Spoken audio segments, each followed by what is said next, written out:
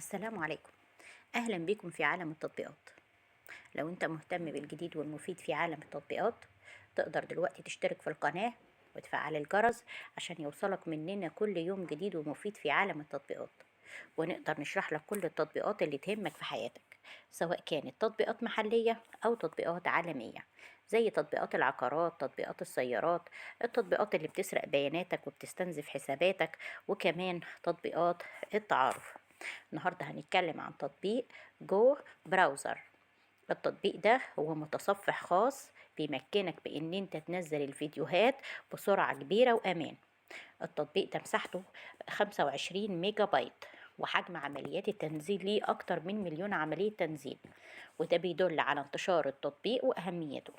تقييمه على جوجل عالي، حوالي 4.6 من 10. تقدر دلوقتي عن طريق تطبيق جو براوزر إنك تتصفح تصفح خاص وتحمي خصوصيتك، والتصميم ده مصمم علشان يلبي الاحتياجات المتنوعة للمستخدمين المعاصرين.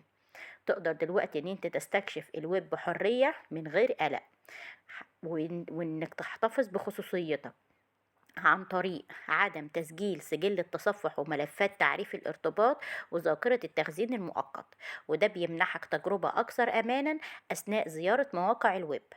تقدر كمان بعد تحميل التطبيق ان انت تحفظ مقاطع الفيديو المفضلة ليك بسهولة جدا، سواء على جهازك، سواء من وسائل التواصل الاجتماعي او منصات الفيديو او المواقع الاخرى الموجودة عندك. تقدر تستمتع بالمشاهدة دون الاتصال بالانترنت كمان، وده بيسمح لك ان انت تحتفظ باللحظات الرائعة الموجودة على تليفونك في اي وقت من غير استخدام انترنت.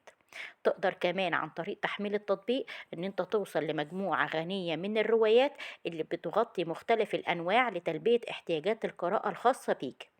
ابدأ رحلة القراءة الخاصة بيك في أي وقت وفي أي مكان، واملأ كل يوم يومك بالمتعة عن طريق تحميل تطبيق جو براوزر.